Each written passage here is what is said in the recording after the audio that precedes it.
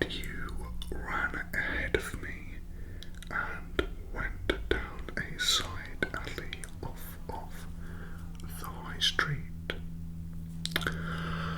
And I caught up with you, but just as I was coming round the corner, you said to me, "Ollie, there's a cave entrance in this alleyway." And I was like, "Okay, you're hallucinating." You were like, "I swear to you."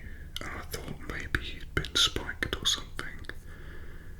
Anyway, I got round the corner, and sure enough, there was a cave entrance just about enough of a width and height for us to walk into together, and it was leading downwards on a gentle slope with very poor lighting, just effectively a tunnel leading down. Now, I, at that point, thought perhaps I had been spiked because I thought we were both hallucinating, and perhaps we were having some kind of joint hallucination that was being triggered by each other. But I found out that wasn't the case when I touched the side of the cave wall and felt the rocks and the moisture.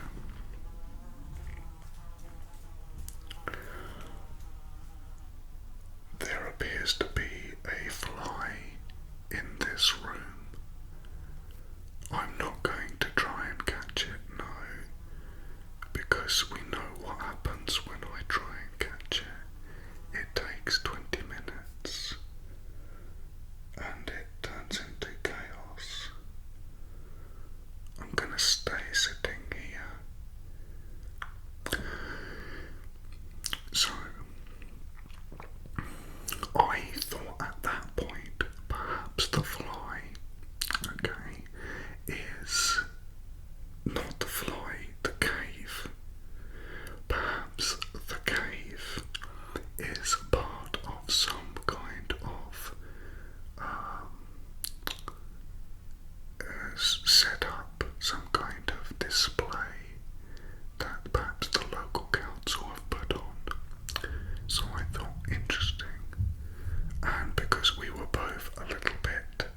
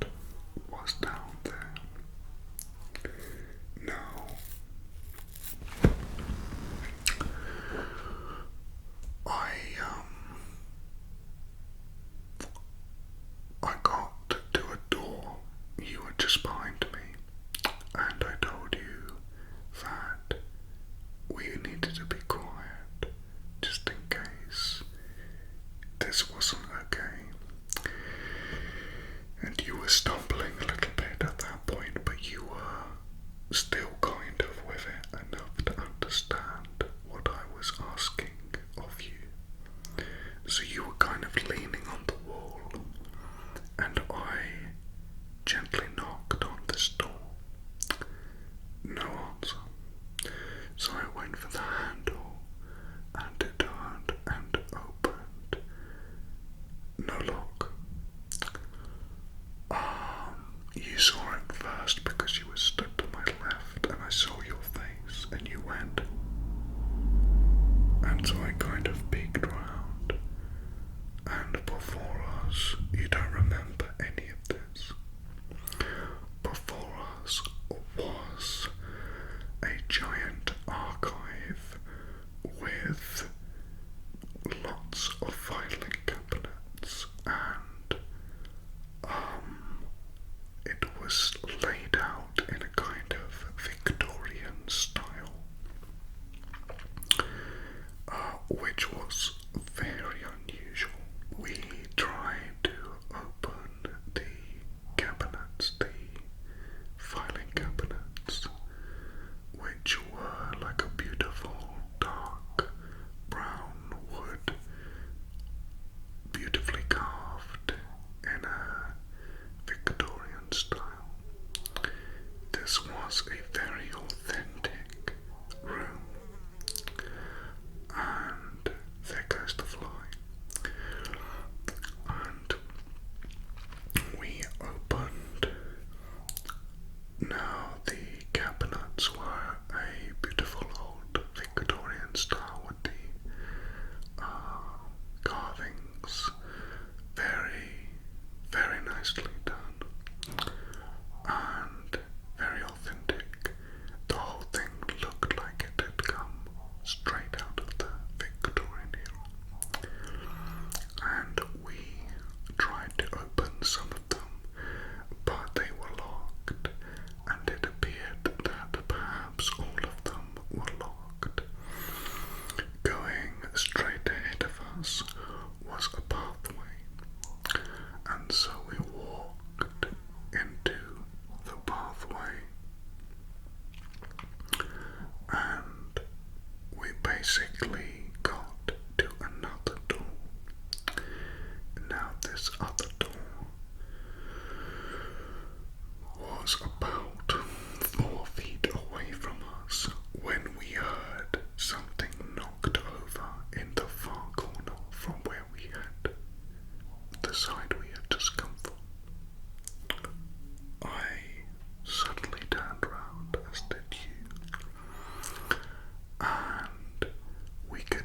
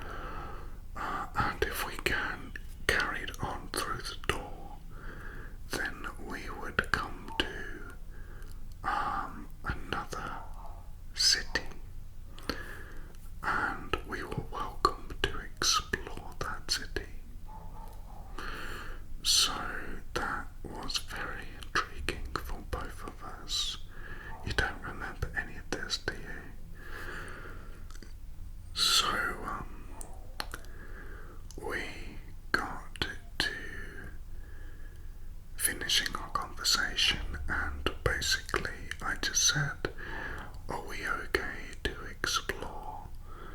And we were allowed to explore for, I think, 3 hours was the time he said. So I went first and opened the door, and you followed, and we came out onto this beautiful street. Everything was made of some kind of compacted cloud, so like cloud bricks made up the buildings, and smaller cloud bricks on the road, the pavement. It was extraordinary. You could see the fluffiness in these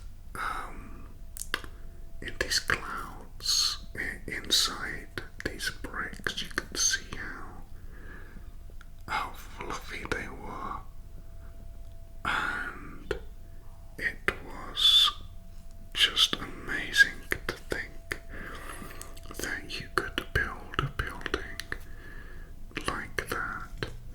Really quite extraordinary.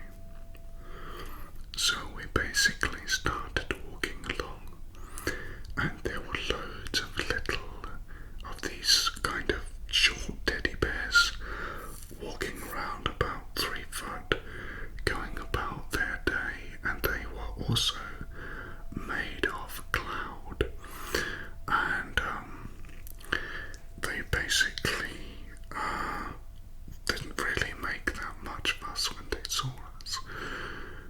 Yeah, did you ever dream about cloud teddy bears last night? Yeah, wasn't it a dream?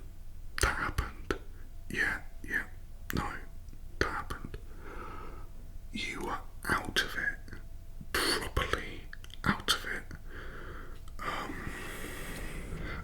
So this cloud police officer comes up to us and is like, oh, can you guys, do you need a hand? And you're like freaking out a little bit, because you're like, oh, we're gonna get arrested. And I was like, just play it cool, you know. So I didn't actually know if this had been cleared. So I said, look, we're just exploring, we're just here for a few hours, we're just tourists looking around.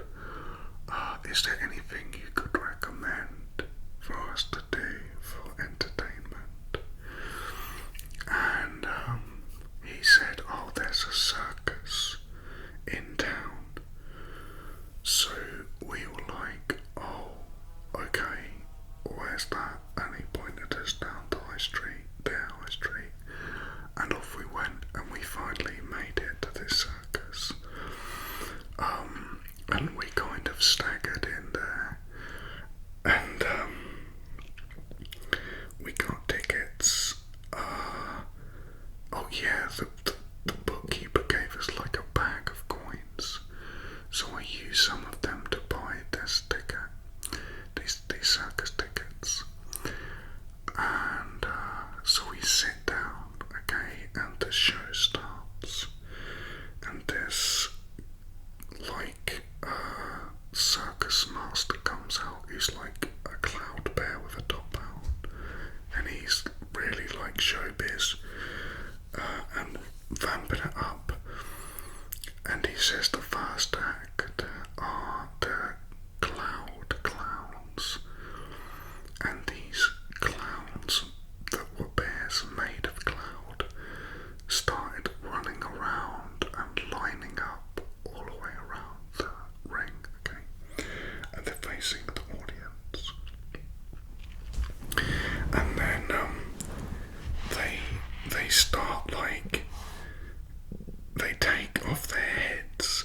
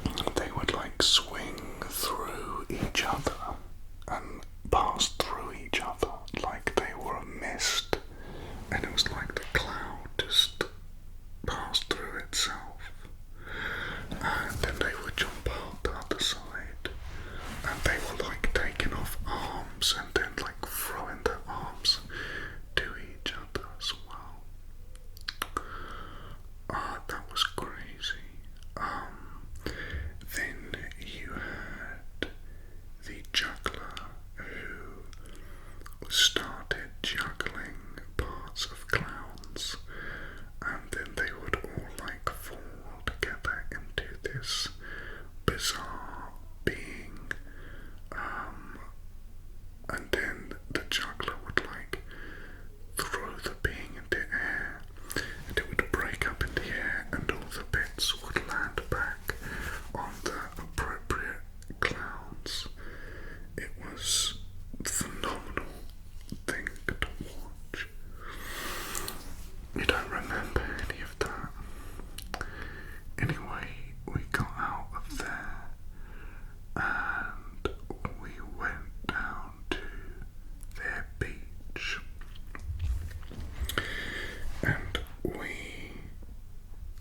we saw that they had like pedlos, so we went out on a pedlo, and we were out quite far, and we saw this giant whale, and it came and opened its mouth and swallowed us up.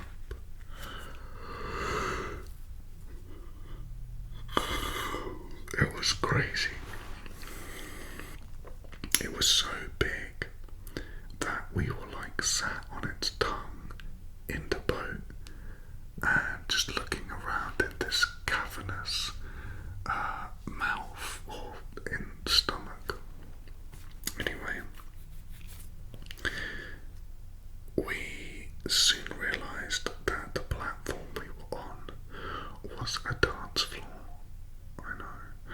And music started playing and lights started flashing, and then all these little cloud creatures appeared from the sides, and they started a rave, which we were well up for because we were, you know, in the mood. Having been to the pub, so we are raving away, and I'm like, is this thing mechanical? Is this part of the show? Like, what? Are we actually in a giant whale? Like, what is happening here? But anyway, I never did find out the answer to that.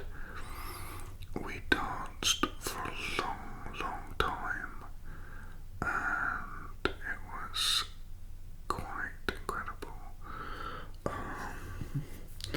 And then we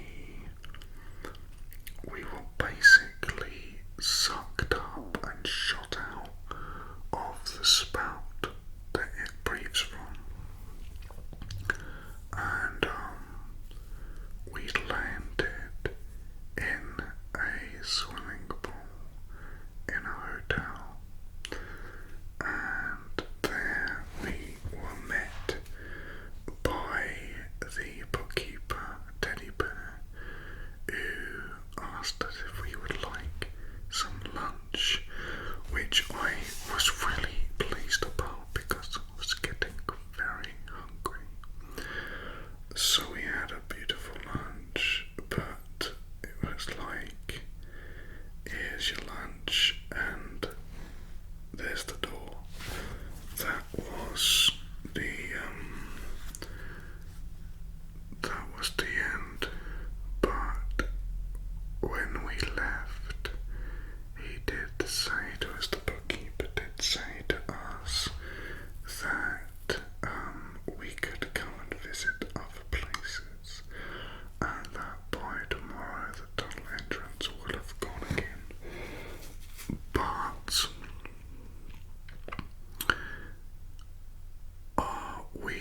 we can meet up with him and go in again to this mysterious world. The only thing is that we need to be sober next time, which I said was fine, because again, I hadn't planned on going to a non-existent magical world, so but yeah,